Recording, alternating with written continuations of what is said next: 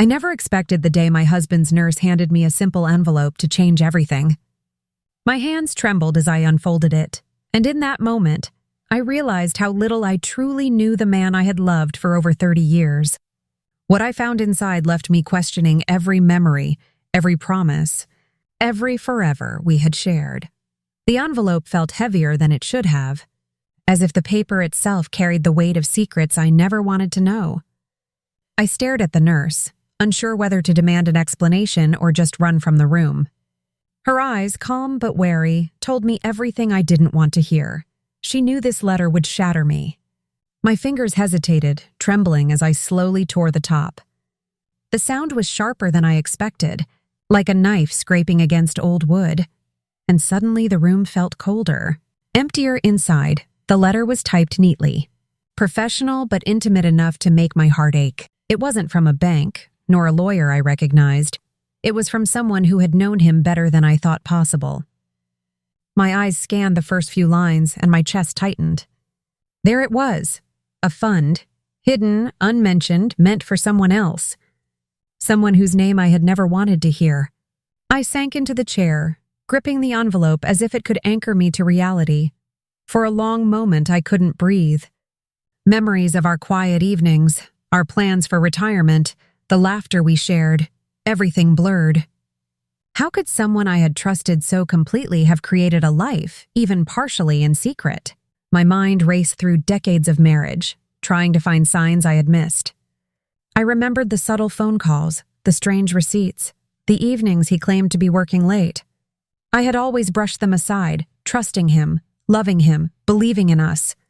And now, each memory cut a little sharper than the last. I looked up at the nurse, hoping for some reassurance, some explanation that would make it all make sense.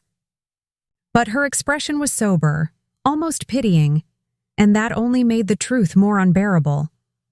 She waited silently, letting the weight of the letter settle between us. Finally, I whispered, "Why didn't I know?" My voice broke, small and fragile.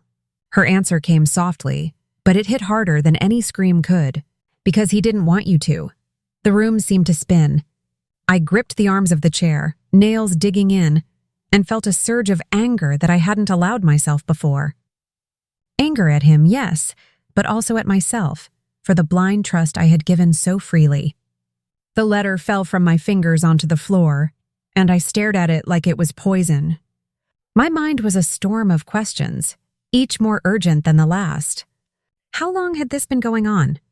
How much had he hidden? And worst of all, who was she? I forced myself to read further, each sentence more damning than the last.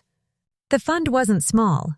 It was enough to fund a life, a luxurious life, entirely separate from the one we had built together. Every number, every date, every account detail was a betrayal etched into paper. I felt sick, a hollow ache in my stomach, but I couldn't stop reading. I needed to know. I had to see how deep this went. Somewhere in the back of my mind, I heard a faint ringing, my husband's voice laughing in the kitchen, reminding me of our anniversary, promising me the world. I wanted to scream at him, to demand answers, to rip open the years of lies. But instead, I sat there silent, letting the truth sink in. The nurse quietly collected herself, leaving me alone with the envelope, and for the first time in my life, I realized that nothing would ever feel safe again. I stood slowly, pacing the small room, clutching the letter as though it were a lifeline. Every corner of our home suddenly felt alien, tainted. I imagined him in his study, signing papers, transferring money, smiling to someone else while I believed in him. My hand shook as I folded the letter, but I refused to hide it. No, I needed to see this through. I needed to understand the full extent of his betrayal. That night I didn't sleep. I sat in the darkness, the envelope on the table before me like a beacon of truth I couldn't ignore.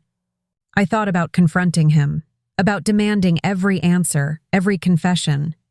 But fear held me back, not of him, but of what I might learn. What if this was only the beginning? What if the hidden fund was just a piece of a far larger puzzle? My heart pounded at the thought. By morning, I had made a decision. I would follow this trail, step by step, letter by letter, until I knew everything. I would uncover the secrets he had buried, not just for me, but for myself. I refused to be blindsided any longer. And yet, as I left the house to speak with the nurse again, a quiet voice in my head whispered a warning. Some truths once discovered can never be forgotten. The nurse was waiting when I returned, her posture calm but firm, like she had rehearsed this moment countless times. She handed me another envelope, smaller this time, with a sticky note in her handwriting. Read this only when you're ready. My fingers tightened around it, hesitant. Every instinct screamed to throw it away, to pretend ignorance, but I couldn't. Not now. Not after what I had already uncovered. The weight of decades of trust pressed on me, and yet I knew whatever this contained would illuminate the true scale of his betrayal. I slid the envelope open slowly, careful not to tear the paper inside. A folded sheet fell out, bearing handwritten notes, account numbers, and dates that spanned years. My pulse quickened as I realized the meticulous planning behind every transaction. This wasn't a mistake or a momentary lapse. This was deliberate, patient, and intentional. Every dollar, every investment, every hidden transfer had been calculated, and I was only now discovering the magnitude. My hands shook so badly I had to sit down. The name at the bottom of the note was unmistakable. It wasn't a business associate, not a distant relative. It was her. The woman who had somehow woven herself into his life, unseen and unknown to me until now. My stomach churned, bile rising in my throat. I had seen the traces of her before, small gifts, subtle references, but had convinced myself I was imagining things. I wasn't, she was real, and he had built a separate life for her in the shadows, one funded by our shared years, our shared savings, our shared trust. Anger surged, mingled with disbelief and grief. How could the man I loved, the father of our children, the man who had promised to grow old with me, plan such a deception? I felt my heart twist with betrayal, each beat echoing like a hammer against my chest. And yet beneath it all, a quieter, more determined voice whispered, "You will not let this stand. You will uncover everything." I spent the day piecing together the fragments of his secret life. Every line, every date, every transfer became a clue, a thread leading deeper into the labyrinth he had constructed. The more I read, the more I understood the complexity of the betrayal. This wasn't impulsive, it was strategic. It was a carefully curated alternate reality that existed alongside the life he had shared with me. I felt the floor drop beneath me as I realized how little I had truly known him. By evening, I had a plan forming, fragile but growing stronger with every detail I uncovered. I couldn't confront him blindly. I needed evidence, clarity, and above all, control. The sense of helplessness that had gripped me earlier was replaced with a quiet resolve. I would not let this secret continue to define my life. I would take back the power he had stolen, and I would do it with patience, with precision, with justice. That night, I lay awake, staring at the ceiling, imagining the confrontation. Would he admit it? Would he plead, apologize, or try to charm his way out? I didn't know. What I did know was that this letter had changed everything. It had stripped away the comfort of my ignorance, leaving only clarity, anger, and a need for resolution. I pictured her, her face, her voice, her presence in his hidden world, and I realized just how long this deception had been allowed to grow. Morning came, gray and quiet, and I felt the weight of my own determination settle in. I called the nurse, asking for every detail she could provide: dates, names, documents. She hesitated, then slowly began revealing what she knew, careful not to speak beyond her own knowledge but giving me enough to create a timeline. Each revelation felt like peeling back layers of a poison I hadn't known existed. Every piece confirmed my fears, yet also fueled my resolve. I couldn't ignore this. I wouldn't. By afternoon, I had begun documenting everything myself. Notes, spreadsheets, copies of letters, and bank statements. Each piece built a clearer picture, and with clarity came focus. I realized that he had underestimated me. He had counted on my trust, my love, and my sense of stability to keep his secret safe. But now, armed with knowledge, I was no longer the woman who would quietly endure betrayal. I was someone prepared to face it, to confront it, and to claim the truth that had been hidden from me. As the sun began to dip, casting long shadows across the room, I paused, looking at the collection of evidence before me. My heart ached, not only for the betrayal itself, but for the years lost to deception, the moments I had shared under false pretenses. And yet, beneath the grief, a small spark of justice flickered. This was not the end. This was a beginning. I would see this through to the end, and when I did, no secret would remain hidden. And then, as if the universe had decided to test me further, my phone buzzed with a text from an unknown number. It read, "I know what you found. Be careful. Some secrets are dangerous." I froze, staring at the screen, realizing that this betrayal might be bigger than I had imagined. Someone else knew. Someone else was watching. My pulse raced, but instead of fear, I felt a surge of determination. Whatever this took, whatever it revealed, I would uncover every truth, every hidden corner of his secret life. The warning text sent a shiver down my spine. Who could know? Was it the mistress herself, or someone else who had been complicit in his hidden life? My hands trembled as I reread the message, trying to decipher the tone, the intent, the danger lurking behind those words. I felt a strange mixture of fear and defiance. Fear because the world I thought I understood had shifted, leaving me exposed. Defiance because I refused to let this secret dominate my life any longer. I decided to go back to the nurse. She was my only ally, the bridge between the hidden and the known. Her calm presence was a lifeline as she detailed what she had witnessed over the months. She spoke carefully, every word deliberate, and I realized how much courage it must have taken for her to hand me that first letter. Slowly, piece by piece, I began reconstructing his pattern, his movements, the meticulous way he had built this other life.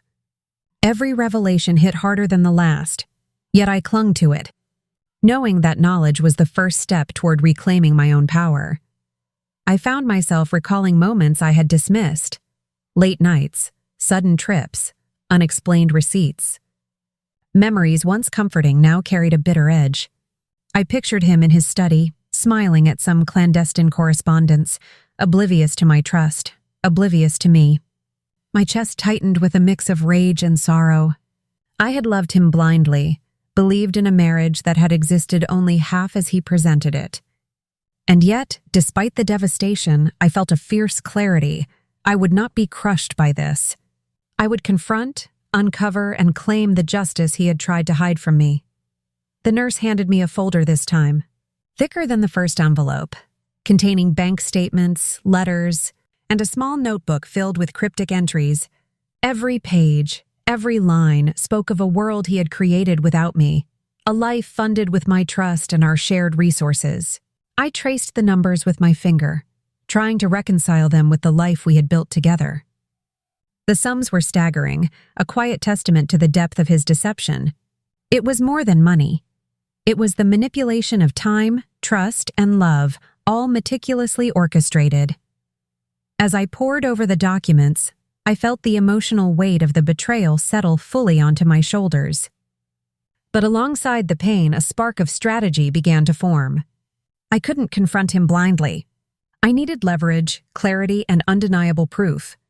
Each page I turned, each note I read, brought me closer to understanding the full extent of his secret. And yet, beneath it all, a haunting question lingered. Had he always intended to reveal this? Or had he counted on me never discovering the truth? Evening came, casting long shadows across the living room, and I could feel the house itself bearing witness to my unraveling. I moved from room to room, the documents clutched in my hands, imagining the confrontation, rehearsing the questions I would ask, the evidence I would present. I pictured his face when he realized I knew everything, and a mixture of dread and satisfaction twisted inside me.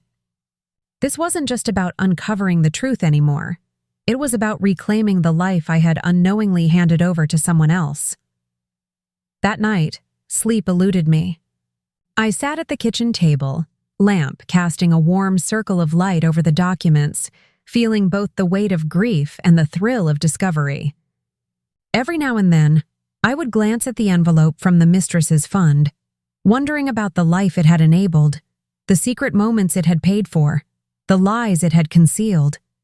I realized that understanding her role in this was as vital as understanding his. Whoever she was, she had been part of a deception that spanned years, carefully hidden beneath the veneer of normalcy. The following morning, I began planning. I knew I needed answers, and I needed them directly. The nurse had suggested caution, hinted that some people might take drastic measures to protect secrets. But I was done hiding, done fearing. I compiled the documents, photographs of statements, notes of every transaction. Each detail became a weapon in my arsenal, a tool to confront him, to bring clarity to a life shadowed by lies. For the first time in weeks, I felt a sense of empowerment rising through the fear. Later that day, I received another text. It was short, almost casual. "You shouldn't dig too deep. Some truths are dangerous." My stomach lurched, but this time, instead of panic, I felt resolve. Whoever was watching or warning me underestimated me. I would not be intimidated. I would follow the trail, uncover every hidden account, every secret correspondence, every lie that had been carefully concealed. I realized something critical. Knowledge was my power, and no envelope, no message, no threat could take that from me. As the day faded into night again, I allowed myself a moment of reflection. Despite the fear, the rage, and the betrayal, I felt clarity settling over me like a shield. I would confront him, yes, but only when I had complete understanding. Only when I could face him with undeniable proof, armed not just with anger, but with the moral authority that came from uncovering the full truth. The mistress, the hidden fund, the secrets, these were no longer mysteries. They were steps on the path I had chosen, and I was determined to see it through no matter the cost. The next morning, I woke to an eerie silence in the house. Usually the hum of life. Coffee brewing, his footsteps, distant laughter filled the rooms, but today it felt hollow. I clutched the folder of documents, my pulse still racing from the messages I had received. Whoever was watching, whoever was warning me, wanted me to hesitate.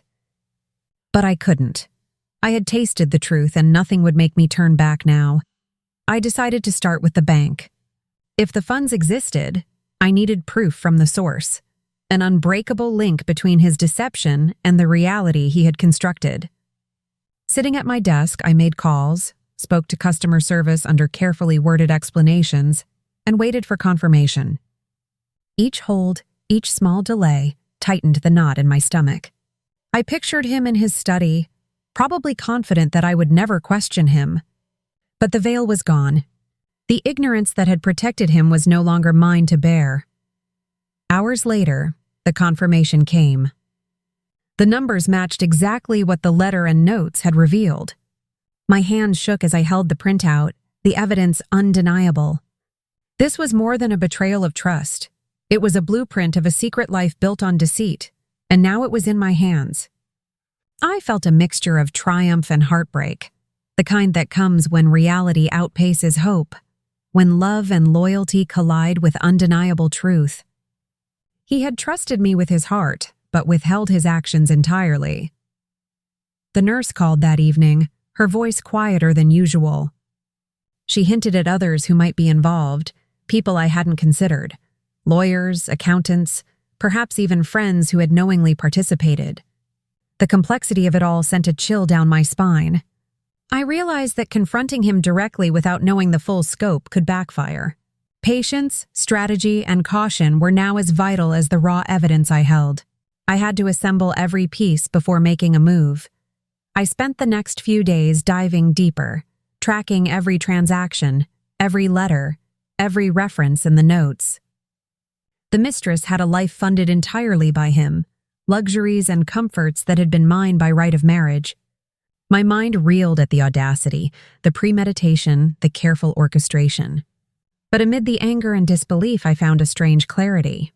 I began imagining the confrontation, rehearsing every question, every demand for accountability. I would not allow myself to be blindsided again. One evening, as the sun cast a warm glow across the kitchen, I stumbled upon something unexpected. Buried within the ledger was a series of charitable donations in his name. At first, I thought it might soften my anger, a sign that he hadn't been entirely selfish. But as I read further, I realized these donations were deliberately timed to cover traces of his secret transfers. Even generosity had been weaponized, a clever mask over a deeper deceit. I sat back, feeling a strange mix of awe and revulsion at his cunning. The more I learned, the more I saw the full scope of the betrayal. The mistress wasn't just a recipient of money. She had been woven into a narrative he constructed, an alternate life running parallel to ours. Every anniversary, every promise, every whispered "I love you" had been performed on a stage where I was both audience and victim. The realization left me hollow, yet it also ignited a fire I hadn't felt in years. I would take control. I would reclaim what was mine, not just financially, but emotionally, morally, and spiritually. Late at night, I took out the envelope again, the original letter from the nurse. I traced her careful handwriting, the crisp edges of the typed note, the meticulous numbers. Each element screamed intention, a deliberate act hidden in plain sight. I thought of him, and for the first time in decades, I felt a flicker of real fear for him. Not fear for myself, but fear that he would soon understand the storm he had unleashed. And I realized my life, once a quiet stream of love and routine, had become a battlefield of truth and justice. As the days went on, the phone continued to buzz with warnings, unknown numbers, hints that my pursuit of truth had not gone unnoticed.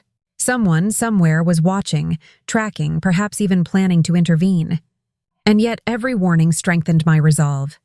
If the deceit had been elaborate enough to escape detection for years, then my discovery, my strategy, and my evidence could dismantle it entirely. I felt the first sense of hope in weeks, not a naive hope, but a calculated one. I could win this. The nurse offered advice about confronting him, about how to prepare for resistance. She spoke carefully, noting his patterns, his likely reactions. I listened intently, absorbing every word, every subtle warning, every suggestion. Her insight was invaluable, a guiding hand in the midst of chaos. With her help, I began assembling a plan not just to expose him, but to ensure the consequences were undeniable, unarguable. Justice would be mine to wield, and it would be precise. By the time the week ended, I had everything in place. The letters, the accounts, the notes, the timeline, all meticulously organized. I could see the web he had spun, the depth of the deception, and I knew that nothing could undo the years of betrayal. And yet, in the midst of grief, fury, and shock, I also felt a strange sense of clarity. I would no longer be a passive observer in my own life. I would face him, confront him, and reveal the full truth. The mistress, the hidden fund, the secrecy, it was all coming to light. And I would be ready. The morning of the confrontation, I woke with a strange mix of dread and resolve. My hands gripped the folder of evidence as if it were a lifeline, each document a shield against the lies he had built. I rehearsed what I would say, the questions I would demand answers for, the truth I would force him to confront. My heart pounded, but I felt stronger than I had in years. This wasn't just about betrayal anymore. It was about reclaiming the life he had tried to steal from me. I found him in his study, casually reviewing papers, completely unaware that I held the keys to his secret world. For a moment, I hesitated, taking in the man I had loved for decades, now a stranger sitting behind the desk of deceit he had meticulously curated. My chest tightened, but I forced myself forward. "We need to talk," I said, my voice steady despite the storm raging inside me. He looked up, confused, maybe even amused. That amusement vanished as soon as I set the folder down between us. The silence was thick, almost suffocating. I opened the folder, spreading letters, bank statements, and handwritten notes across his polished desk. His eyes widened as he recognized each document. "I found everything," I said, each word deliberate. "The fund, the transfers, the letters, your other life. Do you have anything to say?" His jaw tightened, and for a moment he didn't speak. I could see the panic flicker across his face, a shadow of the man I had known. "What?" "This isn't what you think," he stammered, but I cut him off. I had spent weeks piecing this together, tracking every transaction, every note, every hidden step. There were no mistakes, no misinterpretations. This was deliberate. I could see the shift in his expression, the realization that I wasn't the naive, trusting wife he had assumed I was. The tables had turned, and he knew it. "I trusted you," I whispered, the words carrying decades of love, devotion, and now betrayal. "And you built a secret life behind my back. Do you understand what that means?" He swallowed hard, unable to meet my eyes. I could feel the anger building inside me, but I forced it down, channeling it into clarity. Every question I had prepared, every confrontation I had rehearsed, now took shape with precision. This wasn't just about exposing him, it was about demanding accountability. He finally spoke, his voice low and hesitant. I didn't mean to hurt you." But I shook my head, disbelief and fury mingling. "Don't speak to me of intention. You hid years of deceit, money, and promises from me. That isn't a mistake. That's betrayal. And now it ends." The words hung in the air like a verdict. I realized then that nothing could undo the past, but I could control the present, the exposure, the consequences. I could reclaim my life. The mistress's name had appeared in the documents, and I demanded he explain it. He faltered, shifting uneasily, but he could not deny it. Every transfer, every note, every hidden fund was accounted for. The evidence was irrefutable. I felt a wave of vindication wash over me, tempered by sorrow.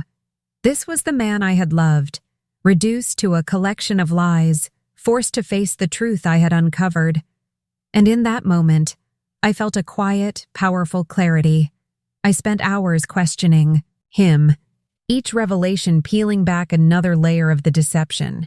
His excuses, half-truths, and stammered denials crumbled under the weight of my evidence.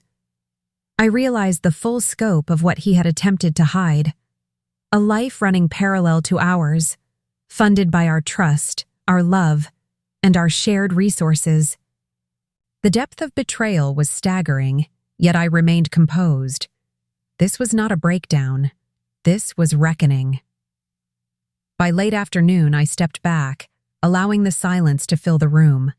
He sat there, pale and defeated, the weight of exposure pressing down on him. I could see the realization in his eyes. The secrets, meticulously guarded for years, were now laid bare. For the first time, he could not hide, could not manipulate, could not charm his way out. Justice, long delayed, had arrived, not from the courts, not from lawyers, but from the discovery, the courage, and the clarity of the one he had underestimated most. As I gathered the letters and documents preparing to secure them, I felt a strange mix of relief and sadness. Relief because the truth was finally known.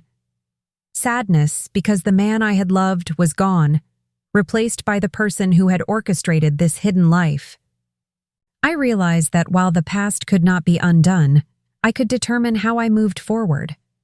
I could reclaim my dignity, my power, my future. And that realization was stronger than any grief, any anger, any betrayal. The house felt impossibly quiet after our confrontation. I wandered through the rooms, the weight of what had just happened pressing down on me. The silence was thick, broken only by the occasional ticking of the clock. Each sound reminded me that everything had changed. The man I thought I knew had been unmasked, and the truth, harsh and undeniable, now hung in the air between us. I realized that the life we had built was fractured, Yet in the fracture, I could find clarity and strength. I returned to the folder, spreading the documents across the dining table once more. There was a meticulousness to his deceit that both infuriated and fascinated me. Every transfer, every note, every bank record was evidence of a life lived parallel to mine, a world I had unknowingly shared my time and trust with. I ran my fingers over the pages, imagining the secret world he had funded, luxury, comfort, indulgence, all for someone else. The sheer audacity of it left me breathless, yet I refused to collapse under the weight of betrayal. Late in the afternoon, I received a call from the nurse.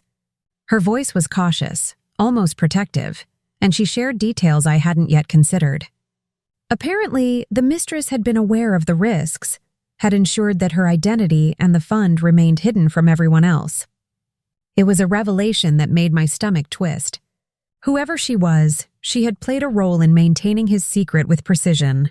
But now, with everything laid bare, I realized that the power she held over him, over both of us, was gone. Determined to reclaim control, I began to organize the evidence into a timeline. Each date, each transaction, each note told a story, a narrative of betrayal that had stretched across years. I felt the full scope of his deception for the first time, and with that understanding came a strange calm. I was no longer in the dark. I knew what he had done, why he had done it, and the precise ways in which he had tried to manipulate the truth. Knowledge, I realized, was my most potent weapon. Evening settled over the house, the last rays of sunlight filtering through the curtains, casting long shadows across the floor. I sat with the documents in front of me, tracing every line, every calculation, every hidden detail. I thought about the life I had imagined, the future I had believed we would share. Those dreams were gone, replaced by clarity and resolve. I felt grief, yes, but it was tempered by a growing sense of empowerment. The betrayal had been enormous, but so was my strength. I decided it was time to confront the mistress indirectly. Not through anger, not through accusations, but through evidence. If she truly understood the web of deceit she had been part of, she would realize that exposure was inevitable. I drafted letters, prepared documents, and meticulously noted every detail that could not be disputed. My goal was not revenge, at least not in the petty sense. It was accountability. Both of them needed to understand the consequences of their choices. As night fell, I felt a quiet satisfaction in the meticulous organization of the evidence. The house was dark, except for the soft glow of the desk lamp illuminating the papers. I thought of him, slumped in the study, realizing that his carefully constructed world had crumbled. I felt no triumph over him, only a sense of justice settling in. For years he had hidden a life from me, and now, for the first time, the truth had emerged in full. Sleep came reluctantly that night, filled with dreams of the confrontation, the secret fund, and the life that had been built in shadows. I woke with a sense of purpose, knowing that the next steps would require courage, strategy, and precision. The mistress had her part to play, the hidden accounts had to be addressed, and I had to ensure that the consequences were real and enduring. But more than anything, I felt ready to reclaim my life, ready to restore the dignity that had been challenged by years of deceit. The following morning, I made my plan concrete. I would contact the bank directly, confirm all transactions, and establish a record of the hidden fund. I would also prepare to confront the mistress, making sure she understood the gravity of the situation. Each action was deliberate, each step measured. I realized that this was not only about exposing a secret, it was about reclaiming my own power, my own agency, and my own life. By late afternoon, I had mapped out every detail. The evidence, the timeline, the confrontation plan, it was all laid out before me like a battle strategy. The weight of betrayal was still there, heavy and tangible, but it was balanced by a sense of control. I had been blindsided, yes, but now, armed with knowledge and resolve, I was ready to take the next step. The secret fund, the mistress, the hidden world, it was all coming to light, and I would see it through, no matter what it took. The next morning, I felt a strange calm as I prepared to make my move. The documents were organized, the timeline complete, and every piece of evidence in place. I realized that for the first time in weeks, I wasn't reacting to betrayal. I was orchestrating justice. The weight of anger and grief still lingered, but it had been channeled into clarity and purpose. Today, I would begin to confront the mistress indirectly and ensure that the truth could no longer hide in the shadows. I drafted the first letter carefully, every word precise, measured, and deliberate. It wasn't meant to attack, but to communicate that the truth was now inevitable. Whoever had lived in the safety of secrecy would no longer find refuge in shadows. My fingers trembled slightly as I signed it, but my resolve was unwavering. I folded it neatly, imagining the shock it would bring when it reached her. For the first time, I felt a sense of empowerment that went beyond anger. This was about reclaiming control, not revenge. Later, the bank called, confirming that all the transfers had been documented and that there was now a formal record in my name. The relief was immediate but tempered by the reality of what this meant. The hidden world he had created could no longer exist. I felt a surge of vindication but also a quiet sorrow. The life I had believed in, built over decades of trust, had been constructed alongside a web of deceit. And yet the clarity was liberating. Knowledge was now mine, and with it came the power to act decisively. That evening, I sent the letter. Every second waiting for a response was a test of patience, a reminder that the consequences of betrayal could take time to manifest. I imagined her reading it, imagining the world she had occupied with him, realizing that her safety and anonymity were gone. The thought was both satisfying and chilling, a reminder that secrets, no matter how carefully guarded, always leave traces that someone will eventually follow. I spent the night reviewing the documents once more, memorizing details, cross-referencing dates, accounts and notes. The meticulousness of his deceit became almost overwhelming, but I welcomed it. Understanding the full scope of betrayal gave me clarity and control. I realized that the mistress had been a significant part of his world, but her role was secondary to the lesson I was learning. Trust, once broken, must be rebuilt not through forgiveness, but through clarity and boundaries. The following day, a response arrived, not from her directly, but through an intermediary who had likely been watching all along. Her message was cautious, almost defensive, hinting at fear. She acknowledged the letter and seemed aware that exposure was imminent. My heart raced as I read it. The power dynamic had shifted completely. The person who had once held sway over him through secrecy was now responding to me, to the one who had been blindsided for years.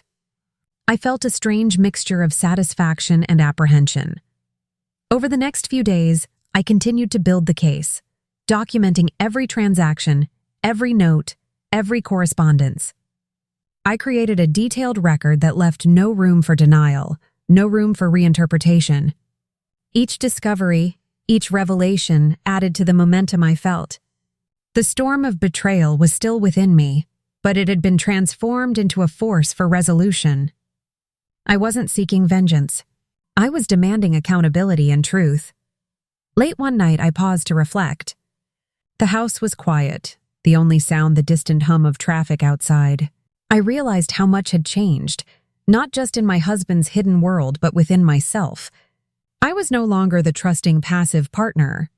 I had been forged in the crucible of betrayal, emerging stronger, sharper, and more aware. The hidden fund, the mistress, the secrecy, they had inadvertently revealed the depth of my own resilience. By the end of the week, I felt ready for the final steps. The documents were organized, the letters sent, and the responses noted. I had prepared myself mentally, emotionally, and strategically. The confrontation with my husband had already occurred, but the wider implications, the network of secrecy and deceit, were now being addressed. I understood that the process would take time, but the first blows had been struck. I was no longer a passive participant. I was a force moving toward justice and clarity, step by deliberate step. Days passed in a strange rhythm, quiet, tense, and electric with anticipation. Every phone buzz, every knock at the door sent my heart racing.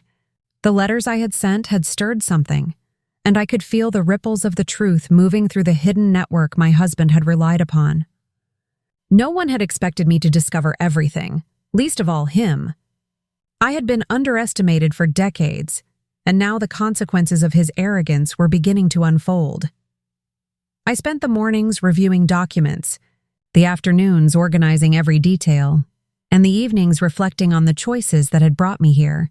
The weight of betrayal was still heavy, but it had been transformed into purpose. I was no longer the woman blindsided by secrets. I was the one orchestrating the revelation, holding the power that had been denied to me for years. Each piece of evidence, each transaction, each note was a step toward clarity, toward justice, toward reclaiming the life that had been hidden from me. Then came the unexpected call, an attorney. She introduced herself cautiously, careful not to alarm me. Apparently, the mistress had retained legal counsel, anticipating exposure. But rather than fear, I felt calm. The evidence was complete, indisputable, and carefully documented. I would not be intimidated. If they thought threats or legal maneuvers could silence me, they were wrong. I had uncovered the truth, and now it had a life of its own. It could not be contained or hidden again. That afternoon, I sat at the dining table, the folder spread out like a battlefield map. Each letter, each transaction, each note formed a story of deceit, betrayal, and hidden lives. I traced the threads with my fingers, understanding the depth of manipulation, the audacity of secrecy. And yet, amidst the anger, a sense of resolve took hold. This was no longer about what he had done. It was about what I would do next. My power, my agency, my dignity, they were mine to reclaim. By evening, the responses started coming in. The mistress's intermediary had forwarded a note, wary but acknowledging the inevitability of exposure. My pulse quickened with each sentence. They realized the web of secrecy had been pierced, and now the consequences were unavoidable. I felt a quiet vindication, tempered by empathy, for myself, for the years lost, for the illusions I had held. But the balance was clear. Deception could no longer hold sway over my life. Late at night, I reflected on the journey. From the first envelope to this moment, I had moved through disbelief, anger, grief, and fear. Each emotion had sharpened me, made me more aware, more strategic, more powerful. I understood now that betrayal was not just a test of loyalty, it was a measure of resilience. I had been tested, and I had survived. More than that, I had risen, transforming the chaos of secrets into clarity and purpose. The next morning, I made calls, confirmed details, and organized everything with surgical precision. Each step brought me closer to final resolution, closer to the moral justice I had envisioned. I realized that the mistress, the hidden fund, the years of secrecy, they were all symptoms of a larger truth. Trust, once violated, must be confronted, understood, and rectified. And I was the one who would ensure it was. By midweek, I had prepared a final dossier, complete with every document, every note, every letter, all chronologically arranged. The culmination of weeks of investigation, observation, and reflection now lay before me. I felt a quiet satisfaction. Justice would be undeniable. My husband had hidden a secret world, but I had illuminated it fully. And now, the only path left was resolution, confrontation, and reclamation of what had been lost.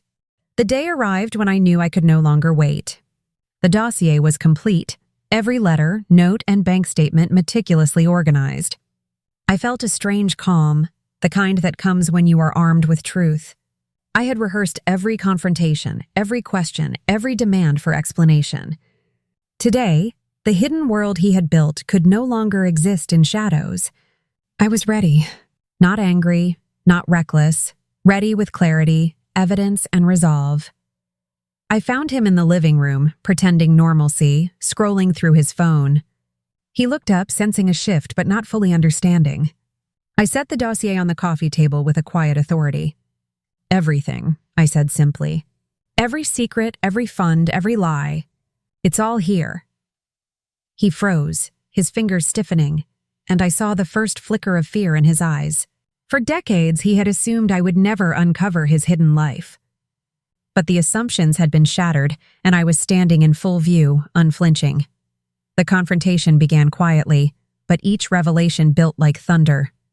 I walked him through the accounts, the letters, the transfers, connecting the dots he had hoped I would never see. Every attempt at excuses crumbled beneath the weight of irrefutable evidence. I listened calmly, even as his voice rose, even as he tried manipulation, charm, denial. Nothing could dismantle what I had painstakingly unearthed. I realized then that this was not just exposure, it was empowerment, a reclamation of everything he had attempted to conceal. I paused, letting him absorb the truth, the magnitude of betrayal, the years of secrets now fully revealed. He looked at me, pale and silent, realizing that the life he had built in parallel had been unmasked. I felt no triumph in his fear, only a deep satisfaction and clarity. For too long, I had been blind, trusting, unaware.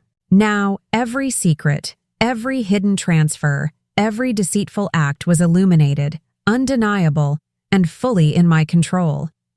I reached the part about the mistress, her role, and the hidden fund. His face fell, a mirror of his guilt and fear. I didn't shout, I didn't scream. I simply laid out the evidence, step by step, transaction by transaction. The audacity of the deceit, the meticulous planning, the long-term concealment, it was all there. And with each revelation, I felt a sense of reclamation, not just of finances, but of my dignity, my power, and my life. He tried to argue, to diminish the impact, to paint it as misunderstanding. But I wasn't listening to excuses. I was witnessing truth, and the truth was absolute. The mistress, the hidden fund, the decades of secrecy, they had no defense against the evidence before him. And in that moment, I realized something important. I wasn't seeking revenge. I was seeking justice, clarity, and the restoration of my own life. Hours passed as I methodically went through every detail, making sure nothing was left unexamined. He began to shrink under the weight of revelation, his attempts at deflection failing. I could see the shift, subtle but undeniable. For the first time, he understood that the life he had hidden was crumbling in front of him. And I was not the same woman who had once trusted blindly. I was someone who had uncovered truth, organized it, and wielded it with deliberate precision. Finally, as the evening sun cast long shadows across the room, I set the dossier aside. The confrontation was over, the truth fully exposed, and the hidden world he had relied upon dissolved. I realized then that what had once felt like betrayal now felt like liberation. I had reclaimed my agency, my voice, and my life. And while the road ahead would be complicated, I knew that the power to move forward rested firmly in my hands. The days that followed were a mixture of relief, reflection, and cautious planning. The dossier had done its work. The hidden fund, the mistress, and every deception were now exposed. But exposure alone wasn't enough.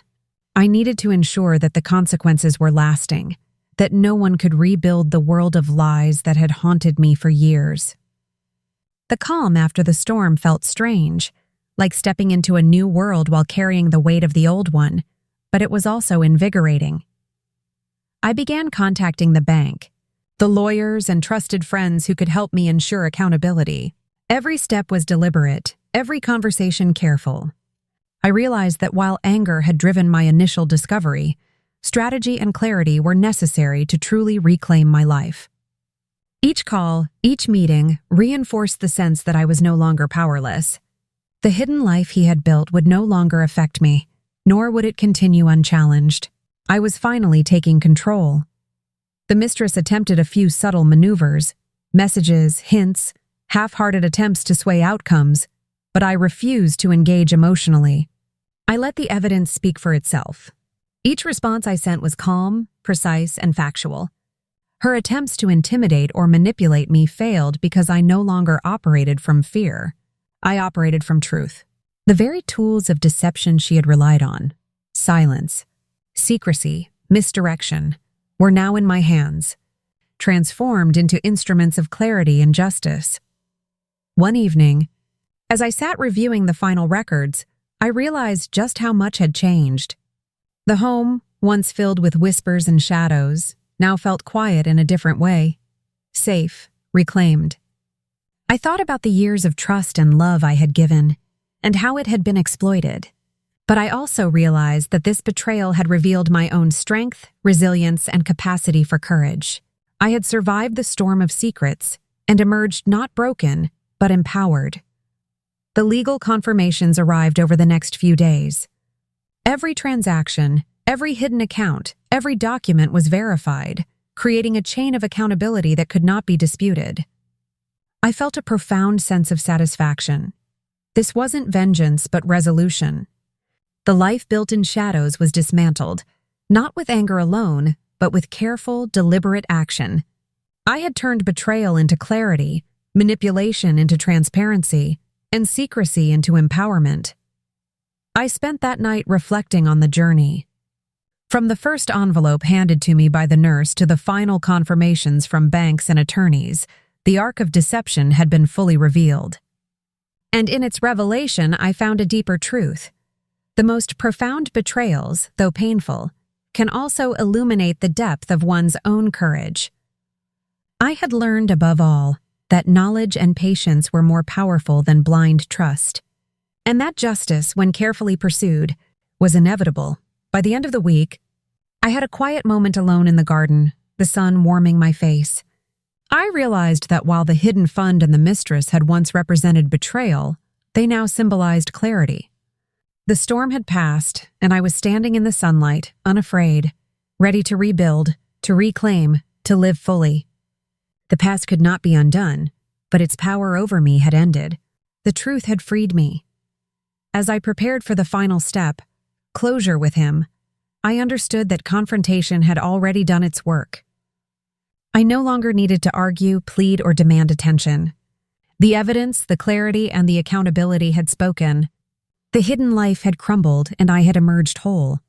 It was a profound, quiet victory, one measured not in revenge, but in restoration, the restoration of trust in myself, the reclamation of my dignity, and the reclaiming of a life I had thought was forever changed. That night, I sat quietly, reflecting on everything that had occurred. The envelope that had started it all now rested on the shelf, a symbol not of betrayal, but of awakening. I understood in that deep, still moment that life's truths, though sometimes painful, could also illuminate the path forward. I had been betrayed, yes, but I had also discovered strength, resilience, and the capacity to reclaim control over my life, and that was more powerful than any secret he had tried to hide. The final days were quieter, yet charged with a sense of completion. The dossier, the letters, the evidence, all had fulfilled their purpose. I no longer needed to chase shadows or question whispers. The hidden world my husband had built was fully illuminated, dismantled by patience, persistence, and the courage I had discovered within myself. The storm of betrayal had passed, leaving a clarity I hadn't known in years. I met him one last time, not in anger, not in accusation, but with calm authority. There was no need for shouting, no need for blame. He had seen the evidence, felt the weight of exposure, and understood that the truth was irreversible. I spoke only once, my voice steady. "The life you hid from me is over.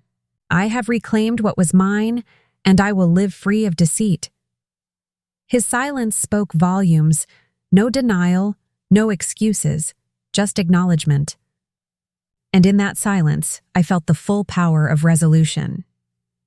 Turning my attention to myself, I realized that the most profound outcome of this ordeal was not the exposure of secrets, but the reclamation of my own life.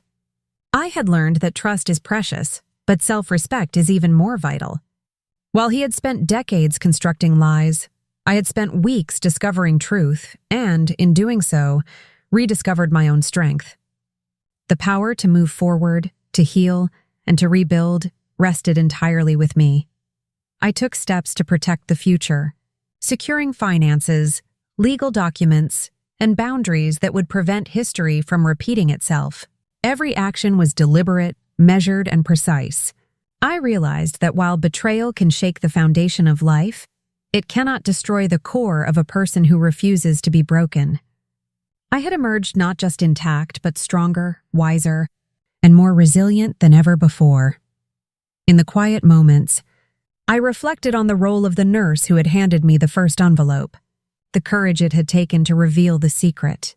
Without that single act, I might still have been blind, unaware, and manipulated. I understood that sometimes help comes in subtle, unexpected forms, guiding us to truths we might not otherwise uncover. Gratitude mingled with relief, a recognition that courage can be contagious, and the right timing can change everything. The mistress, too, faded from the picture. With the legal confirmations, exposure, and the dismantling of the hidden fund, she no longer had influence over my life or mine over hers. The ripple of her secrecy had ended.